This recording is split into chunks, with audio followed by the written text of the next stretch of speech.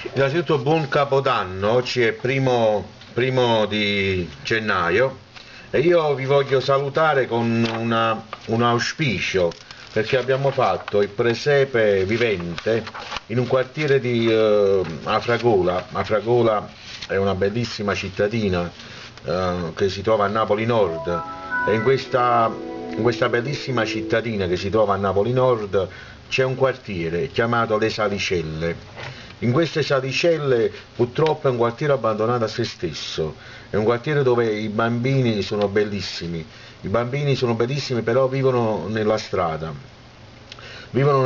esposta ai peggiori pericoli, ai peggiori rischi, però sono bambini intelligenti. Immaginate che io facevo il narratore del presepe vivente e un bel gruppetto di bambini 5-6 anni, vedendo che ero vestito con la maschera che io ho inventato di Cino, si sono avvicinati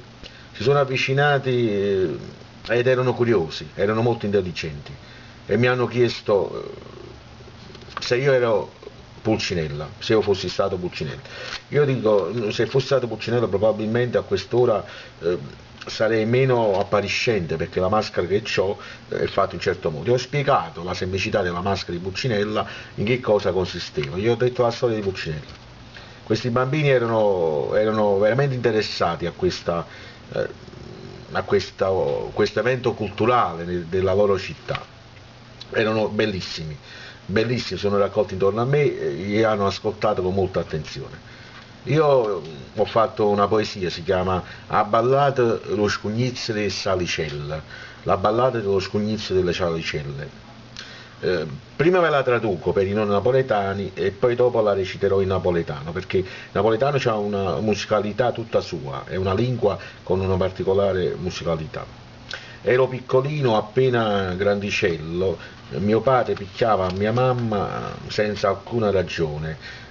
Verso sera le palazzine sembravano prigione. Per la vergogna a scuola io non guardavo le ragazze. Compì 12 anni e la quinta elementare con difficoltà e amarezza dovetti conquistare. I miei amici già rubavano, facevano scippi e rubavano i motorini, i più forti e capaci facevano rapine. Il lavoro non c'era, mancava l'istruzione, lo Stato si presentava soltanto alla lezione cercando di carpire voti. Ormai senza una scuola, un padre che consiglia, io entrai nel sistema della camorra con la gioia della famiglia. Rapina, furti e scassi, carcere e malattia, sembrava già segnata la storia della vita mia. Ma quando io già sembravo solo e abbandonato, io conoscetti l'amore, pure lei sfortunata. Tenendoci per mano durante il giorno e poi durante la notte, ne abbiamo fatto di strada, mai mi sono rassegnato, mangiando pane duro, bevendo per vino l'acqua idrolitina, nella vita nostra la notte è diventata già mattina. Si nasce e poi si muore, nudo l'uomo vola in braccio a quel Dio che per decenza mia non ho mai pregato quando ero in peccato. Oggi che io fatico, lavoro e a caso porto il pane, posso soltanto dire nessuno nasce cane, nessuno è un cane quando nasce. Chi sbaglia di saputo nacque al posto di un altro perché l'è capitato, ma quando in una casa nessuno ti accarezza, il cuore diventa duro. Tanto sono così quantitativamente molte le schifezze che vedi intorno a te. A ballate lo scugnizzo e salicella. Era piccirillo, appena strappatella. Papà batteva a mamma ma senza tenere ragione. A sera il palazzino pareva una prigione. Poi scorno da scuola, la stava strequaglione. Facette 12 anni. Alla quinta elementare con scazzettone e tosse che mi avette a conquistare. Gli amici già rubavano, scippi e motorini, e più capaci e toste facevano rapine. Fatica non ci stava, mancava l'istruzione, lo Stato si rappresentava soltanto alle elezioni. Ormai senza una scuola, un padre consiglia, trasette dentro il sistema, che gioia la famiglia. rapine, furto e scassa, carcere e malattie, pareva già segnata la storia della vita mia.